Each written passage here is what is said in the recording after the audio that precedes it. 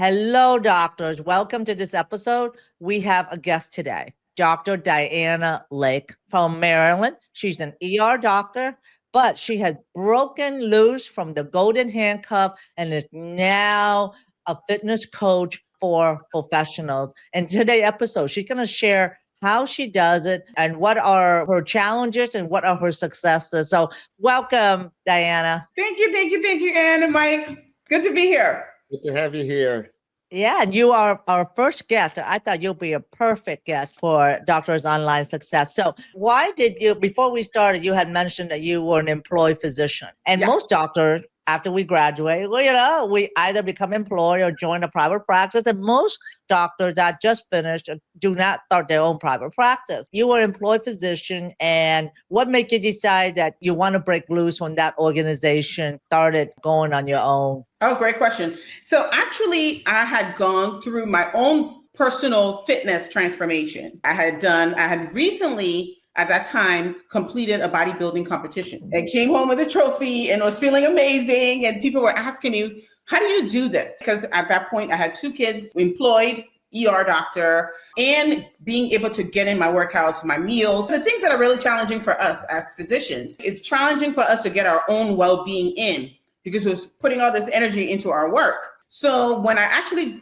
learned how to do that, people were asking me, how do I do it myself? Then the light bulb went off that I could teach people how to do this. So I got a course in learning how to start my own coaching program, because I knew that's what I wanted to do. But I knew nothing about business, because medical school doesn't teach you finance. They don't teach you marketing. They don't teach you how to make the money, right, and keep it.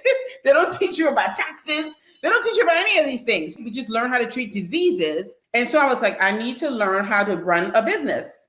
And so I went back to my employer. Well, actually, they came to me. They heard about it. They heard about it and said, so we hear you're doing this thing.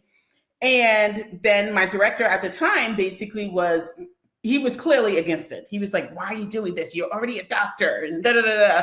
I was like, who said I couldn't do both? Like, why pigeonhole me into being only a physician if I wanted to do something else? So he and I were at odds about this. And then next thing I know, I get called into a meeting about it. And they said it was breaching my contract because it was in the realm of wellness. Mm-hmm. I'm like, but I'm not a doctor in this particular situation. I'm not their doctor. I'm a coach. I'm going to be a coach. I'm going to be talking about women's health, but not as a physician, but in the fitness angle of it, and getting them to do their workouts and take care of themselves, their self-care, because we need it as physicians. A lot of us don't do this work for ourselves. And they said, well, if you want to do this, then you're going to have to go part-time. You can't be full-time and get all the benefits. And I mean, for us, I was in line for being able to get pension after 5 years, because they still give pension in this organization. And I was 3.5 years in. I said, if I'm going to lose the benefits, then what's the point of staying? So I decided to go locums, go 100% just on my own independent contracts, 1099. I'm telling you, Ann, within the year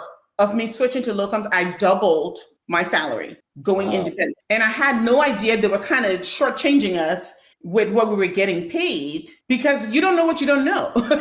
You know what I mean? Until you get I love that phrase. Yep. You don't know what you don't know. But talk about how your employer was holding something over your head that a lot of doctors are facing. 3.5 years before, when I took the contract, they gave us a $75,000 quote unquote forgivable loan, which was a retention loan to keep you there for 7 years. So over the 7 years, the loan amount, I guess $10,000 a year would go away. And I was only 3.5 years in. So I was halfway through that 7 years.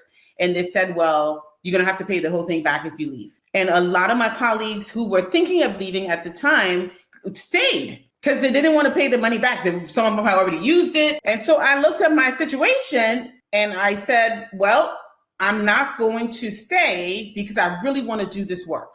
I'm really passionate about what I'm doing. I know women physicians and other professional women will benefit from what I'm doing. I'm going to pay the money back. So I took $30,000 out of my 401k. I gave them a down payment toward the $75,000. And then we made a payment plan over 2 years for me to pay the rest. And a lot of my colleagues were looking at me like I was some kind of hero because they were like, I can't believe you're leaving and paying the money back. And I'm like, look, I need my freedom. I need my autonomy. I need to do this work. I was so like gung-ho about it. And I was just like, nothing's going to stop me from doing this because I know in my heart, the way I see myself changing. I know that when I show other people how to do this, the way that is going to transform them, the way they're going to show up in spaces, the way they're going to care for their own family, the way they're going to care for themselves is going to be so much better that they're going to become better clinicians. They're going to become better parents. They're going to become better human beings. I cannot not do this. That was just where I was at the time. And it just really was a blessing in disguise because I didn't know what was on the other side of that. I didn't know what was going to happen. I knew I was quitting my job, but I was like, I'm going to go locums. I'm going to do this, but I had no idea how it was going to evolve. So that was, describe to me how you feel. I mean, of course, it's a scary, it's like, you're like, oh my God, I have a guaranteed salary, benefit, 401k and pension. Now I'm cutting all that off. I'm on my own. I mean, what did it feel like? It's scary. Like anything else we've done. When we were studying for medical school, we're studying for the MCAT. We've had scarier things too happen in the past. We've had other steps we've taken leading up to this.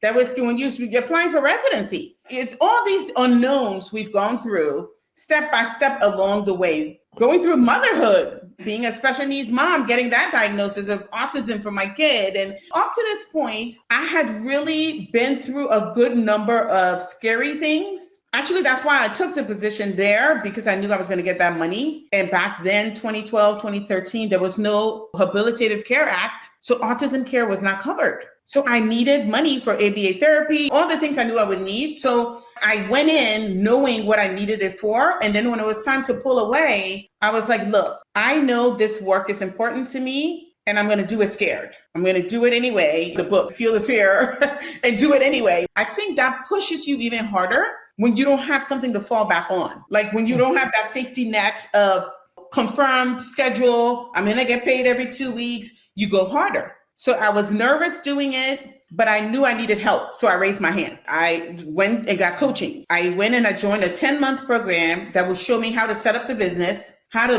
learn how to market, how to do lead magnets, how to speak publicly, how to do live streams and do call to actions. And I didn't know any of this stuff. Mm-hmm. So I was like, I know I need help. And as physicians, we don't ask for help sometimes. We're embarrassed to ask for help. We're embarrassed to say we don't know something because we're supposed to be the doctor. Yeah, we know our specialty, but there's many other things we don't know. And I will be the first to say, I need help. And that's helped me a lot because then I'm not like lone wolfing it. I'm like, look, I need community. I need support. I need everything. So I did it scared, basically. I knew I needed to put food on my table for my kids. And so there was no way of failing. It was like, this is going to have to work.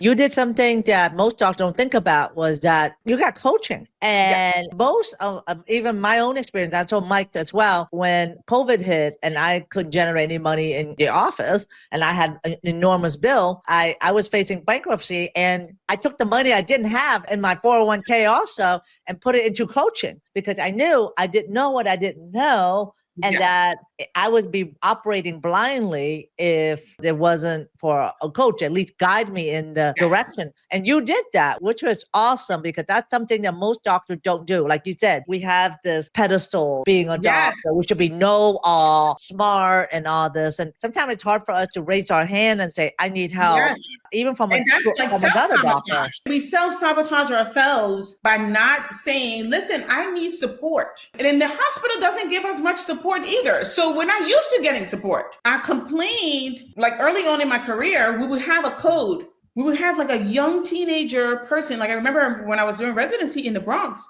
we had like an 18-year-old kid riding around in the Bronx on an ATV, fell off, like catapulted onto a car and crashed his skull. Just graduated from high school. We coded this kid. Everybody was distraught from this case. And there was no... After the case, it was like everybody just went on to do something else. I'm like, we need to talk about this. We need to do like a debriefing. We see so much trauma in the ER and there's no debriefing. Managing our mental health. The system is not set up to support us. We're just supposed to go through all these terrible things we see and deal with and just manage. Most of the world would never see the things we see, but no one's checking on us. And that's why I was like, look, I need to be out of here and I need to do what I need to do, because I know this is going to be a lifeline for women that are going to come and work with me. What I love about this, I mean, your story resonates with me. I was in kind of a similar situation. I also have a child with autism. I was in a practice that I wanted to get out of. I was a shareholder, and to get out of that practice, I had to pay them. I think I paid them $50,000 to get out of it. So that's how bad I wanted to get out of it. Mm-hmm. But it wasn't like a 2 weeks and you're gone. It was a 6 month. We need to find another doctor to replace you. The other thing that resonated with me was when you said you can't fail because there's no one else. And you're used to that as an ER doctor. A book that I recommend by Maria Forleo, love the title, Everything is Figure-Outable. Yes. So somebody out there has figured this out. Yes. Somebody has figured out how to have an online business. And I think with doctors, we just think, oh, well, the buck stops with us. That's kind of like that. We just have to deal with it. No, you can't fail. You need to put food on the table. You're going to figure it out. Yeah. I think. And then just be in abundance mindset and what else is possible? Exactly. Right? What else is possible? Look at the other ways you can come at this. It's not one way to skin a cat. Right. I say. So you open your mind and like, who can help me? Who do I need to go to that's done this before? Like you said, that's why coaching is so effective, because the coaches have already gone through what you're going through. And now you have to go through this circuitous route to get there. They're like, look, do this. Just do this. They get you from A to Z faster without all the pitfalls. I will forever be coached. And this is what, and Ann and I've experienced as coaches, as consultants, is we work with clients or student clients, and they'll tell us everything why it's not going to work. It's not going to work because of this, and this. And sometimes you just need to see someone maybe have a little bit more experience, seeing it from a different perspective and realize, why didn't you do, how about this, or this? Oh, I didn't think about that. And that's the power of coaching. Yes, it opens your mind. The way I see it too is look at the professional athletes. They're already talented, but they still have coaches because the coaches see their little blind spots. The coaches just make tiny little tweaks and it's like they're off. That little tweak is what you don't know. It's the piece you're missing. Just like Ann just said to me, she looked at my landing page and she found tweaks. So now we're like, what are those tweaks? I want to know. But yeah, so when you're curious, and that's how I live in a space of curiosity and possibility and abundance. There's so much out here for us. We just have to be open to it and step into it and do the work and take the action, get off the fence and do the thing. Well, do the thing, but have the courage to do it. And what you said was very powerful. And that when we started med school, we didn't know we were going to graduate. We just took it one day at a time. Absolutely. And med school is designed to filter out. Right? Filter out the people. You have to be stronger and resilient and persistent to even graduate. I said to doctors the same thing now. You're facing where you are right now. You stay where you are, you're not going to get better. Only change it don't mean you have to take a different step and to change your life. But yes, it could be scary. You're in a better position now than you were when you first started med school. When you started med school, there's no guarantee you'll graduate. That should be something that gives you some. Like, listen, there's been hard things I've done before, and I figured it out. Like Mike said, everything can be figured out. I figured it out. So what is different here? I need to figure out how to do this, just like I figured out how to intubate and how I figured out how to put in a central line. We didn't know these things. We've done some hard stuff. I mean, telling a parent that her child passed away that's hard. Creating a website is not that hard. No, really, if you put it in that perspective, seriously, we've done so much harder things. And then we're like, oh, but I'm just a pediatrician. Oh, there's no just a pediatrician. There's no just a family doctor. We are in the top, 5% of earners in the country or whatever it is. And to get to that point, we had to do a lot of hard things. Absolutely. So you left your employer, you became self-employed, you started doing locum. So then how did you got a coach? And that's how you started building your fitness business. So what were the challenges that you had and the wins in starting to build the online fitness coach? I assume it's online. It's no brick and mortar, been online the whole time. And that helped me a lot during COVID because I already had an online setup from day one. I've had physicians in Guam during the program. I've had all over the place because I have people on the West Coast. I have people everywhere that can join, and it's home-based. I teach 2 workouts every week. We have a full workout library of 8 years of workouts. I've been running it So since let's go back. 2017. How did you build that? How did you Yes. how did you build So- that, and what were challenges that you faced? So the first challenge was being comfortable in front of the camera, because I wasn't a huge social media fan. I was like, oh God, I got to do a live stream, and then learning how to do it. It's not just going on and like just babbling or whatever.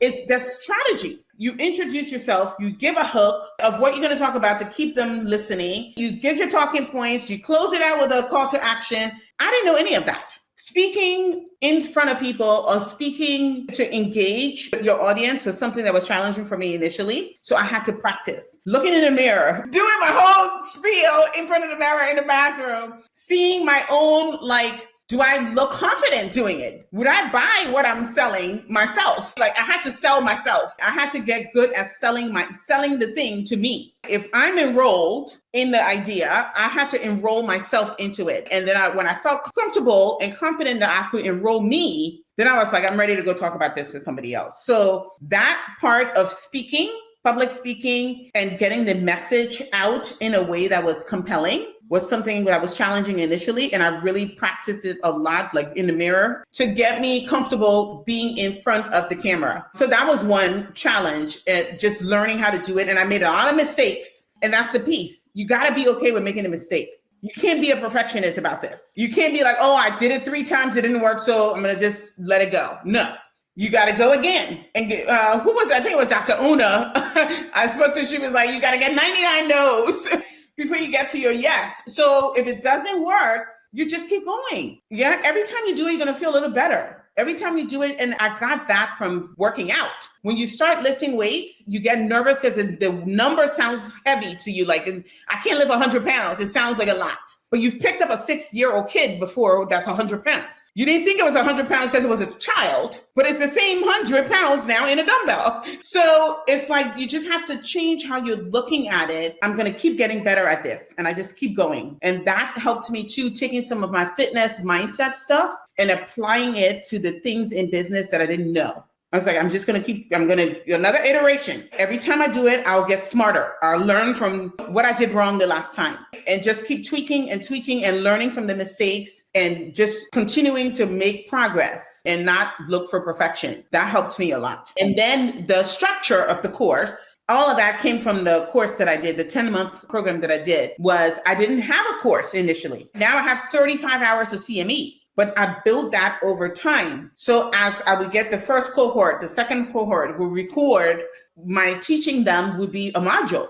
I would teach them something on Zoom, record it, and that becomes a module. And then I would do another module, and I have 5 pillars. So I basically created 5 pillars. So there's mindset mastery, there's nutrition education, there's strength training, cardio, all the physical fitness stuff. Then there's self-care, menopause wellness, like all the self-care supplements. So I put it in categories, and I would teach them, record it, and then that becomes a lesson in one of the pillars. And over time, I probably maybe did a 1.5 years of that, and then created a course. So because I had enough content now. Love it. Yeah. So you created the product after you sold it, because people sign up, you did the recording, that became the product. And they didn't know that. They came in not knowing there was no course yet. I love it. Repurpose content is one of my favorite things to do. Why Yeah. You've already done it. It's already in your head. When in 2021, when I was learning to go online, I created a course before I sold it, and finally I sold 0. It literally took me 3 months to create that course, no sales. And then my coach said, oh no, you should have created the course after you had the sales and then created live. You only have to be 1 week ahead of your student. And I have taken that to heart since then. So everything I sold had been more the aftermath. Sometimes it's almost like the day of and trying to sell that. So that was awesome. I love what you said about using the mindset, working out and bodybuilding to apply that to business, because there's a lot of parallels and challenges that you can literally apply. And also an athlete, the mindset of an athlete, applying that to business, professional athlete as well, because they're not afraid of failure, and repetition and make you better. right? Yes. The more you do, the better you get. That's what my coach, Alex Hormozi, said. More is better. And the more you do, you'll become the expert at it, you know? Yeah, it's not that it becomes easier. You get better. You get stronger. You get smarter. You learn. So then the next iteration, you're not coming from scratch. You're coming from whatever you learned from the previous iteration. So you've grown your business. It's been ongoing since 2017. What's working and what's the current challenge now with the online business now? Oh, good question. So what's working is the process. The process is I can do it in my sleep now. I know how to, like, the customer journey, when they come in, what they get, their onboarding stuff, how we check their measurements, their weight, like the process of running the program. I got it. I know how to do it. It's a well-oiled machine. That part is good. Revenue generating activities. I make sure I have some kind of a revenue generating activity at least once a month. Something that brings new people in, something that brings new eyes on what I'm doing. So that is an ongoing thing. So it's not necessarily a challenge, but you can't stop doing that. Of course, of course. Yeah, so you have to keep coming up with things you can do, whether it's a workshop or a free coaching session, or going to Peter's conference and teaching workouts there, or going to Param's conference, coming here and talking to you guys on a podcast. So you've got to keep finding new avenues, finding new ways to be seen. Your visibility is your business. If people don't know you exist, right? People don't know you're there. So that piece is a continuum. So I got to keep doing it. It's not something you can just put on autopilot. So I wouldn't call it a challenge, but it's something that's necessary. With every business, you need new leads coming in, and then you need to nurture the customer you have already. Exactly. And then you need to create a continuity. So let me ask you one question. You know, I love YouTube. Are you on YouTube?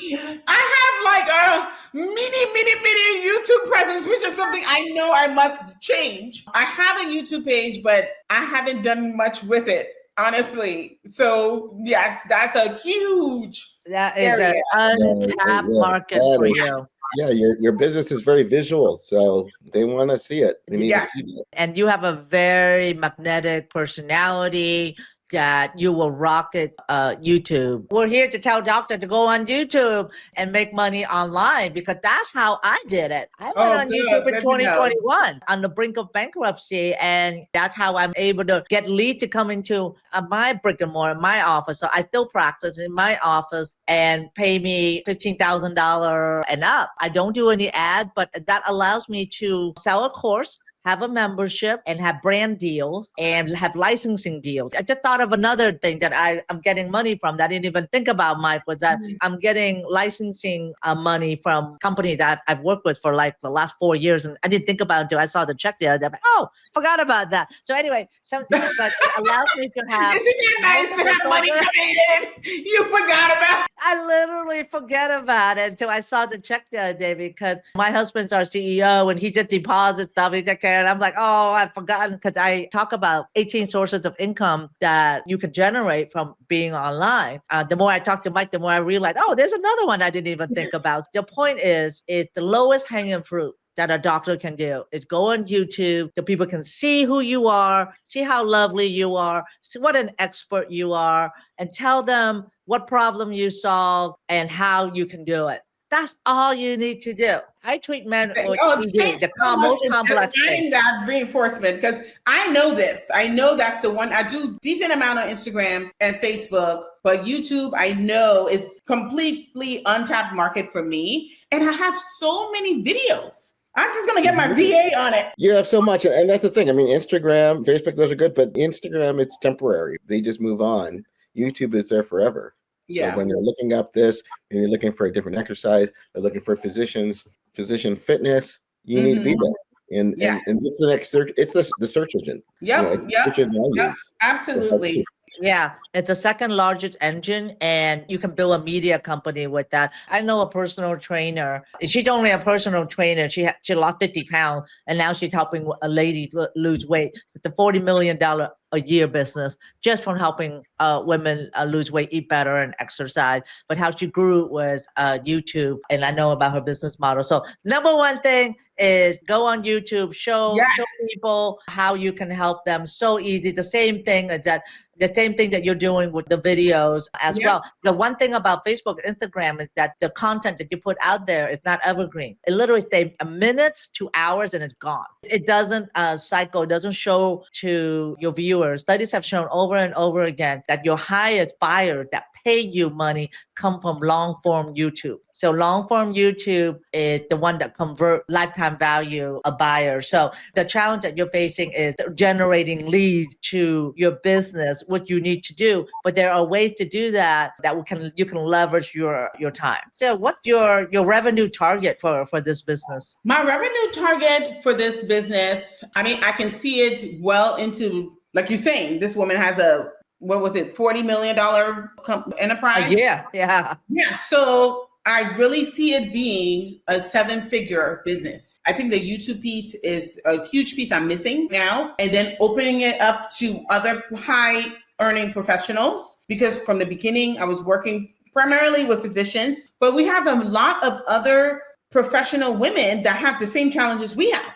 Like attorneys have long hours. Attorneys have the same invisible labor things we deal with, going to work for 13 hours and dealing with the kids and doing all the extra work that we don't get paid for. So many other women that are professionals that are high earners have similar stressors that like physician women. So opening it up to them as well is where I see this going. So definitely I see it breaching 7 figures and making it be my primary thing, pulling away from emergency medicine and just doing it maybe 2 or 3 shifts a month. So I keep my licenses and keep my certifications and stuff. But I really feel that this can be my main thing. Have you seen that fitness guy?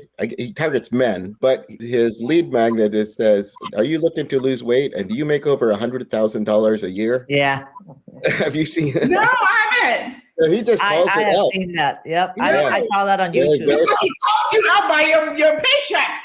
Yeah, and Okay. that's what he works with, because he says he wants you to I love it, because then you'll get the people. Yeah, I mean, he got a little bit of flack at the beginning, but it became viral. I'm sure his business is, if not, Yeah, viral. I think And it's he charged $15,000 for, I believe, a 6-month program. He has a continuity with that. Yeah. So, meaning a membership program with that. One of the guys that's in my same coaching program, he signed up for that. And he showed me, I mean, he's got an app and then he's got exercise, he's got diet, essentially exercise, diet, and an app, and 6-month membership after that. Yes, so I have that. I just need to, I have the membership and I have the 101. I have the core program.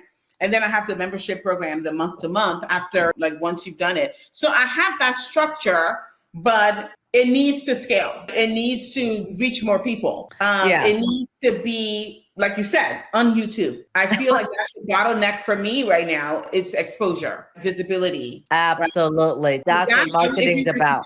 What's my challenge? That would be that, right? Yeah, absolutely. And visibility. we're actually working with a doctor a psychiatrist, and trying to be online for the last 4 years, but wasn't able to make any money at all. And when we work with him in our coaching program, we're able to kind of hone in on his niche a little bit and also design an online business where he can do it by himself with one VA, where he does a challenge and then go to a group and then bring them to a group coaching and then ascend to one-on-one. That's it. And a very, very simple, but yet he's able to do that month by month and growing it, because with that model of just doing a challenge, a 5-day challenge, you can bring in 10 person, 1 person, or 500 person. Doesn't matter. The delivery is the same. Yeah. And then the group coaching, same thing. 1 person or 1,000 person, you're still going to do the group coaching as well. And then the one-to-one is that's more higher ticket. That's like $50,000 and up, but that's one-to-one. You can do that with beginner business or someone that wants to scale. That is something that I'm very passionate about, what doctors can implement in their business, whether fitness or helping somebody with anxiety, depression, or memory loss as well. So what do you you, what is your encouragement for a doctor listening to this and say, I want to do that. I want to break free. You guys are working too hard. And this month is the hardest month because October 1st, Aetna and I believe Cigna is automatically downgrading level 4 office visit to level 3. So What? yes. So, yep, level 4, you don't get paid and they downgrade it. And if you want to appeal, you got to apply for paperwork to appeal for that. Yes. And level 3 in Virginia, you get paid $56. I'm emergency medicine. I don't bill. So I don't know anything about billing. I just see the patients and the hospital takes care of the billing. I don't, because I'm not in private practice. Yeah. That's wild.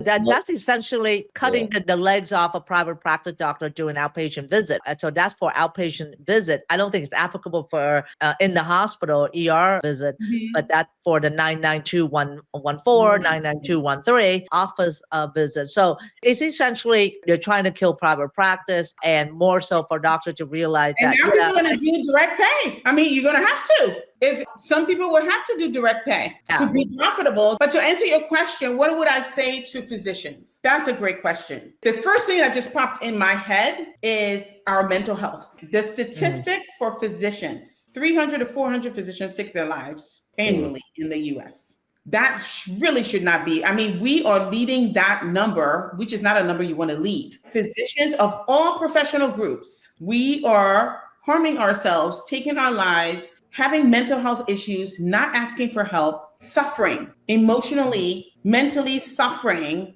because of so many multifactorial things, but taking care of our own well-being has got to be number one. That was one of the things that was an impetus for me to leave and start my own business. Was I was like, look, I need to be able to take care of my children. I need to be able to take care of myself. I need to have quality time left for me to be well. Ask yourself, what do you need right now to be well? Is it more time at home with your partner, more time with your kids, taking a break, a vacation? What do you need to be well? That's the question I would ask physicians now. How much time are you taking for your own well-being? How much time are you taking to eat with your family, like a regular family having dinner together instead of running? We're always running. And that's taking a toll on our physical and emotional and psychological health. We're supposed to be the healers, but we ourselves are not well. So my thing would be, ask yourself, what do you need? What do you need to be well? And who do you need to talk to? How is that going to happen? How are you going to make it work? They're going back to figuring it out. Figure that piece out. Because continuing to serve the hospital, continuing to serve the clinic, how is that working for you? It's not working. For many of us, it's not working. We're feeling like we're burnt out, we're struggling, we're barely getting our head above water. This is not what we signed up for. So the question I would ask them is, how do you change that? What do you need to do? What steps do you need to take now to be healthier, to show up a better physician, a better partner, a better parent?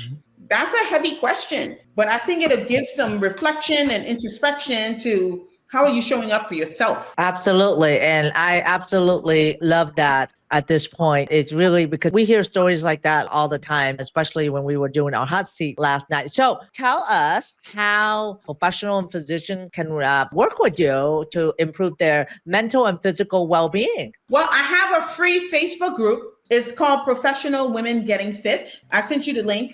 Professional Women Getting Fit is on Facebook. Got over 4,000 women in it. And it's basically a space for professional women, mostly physicians and dentists in there.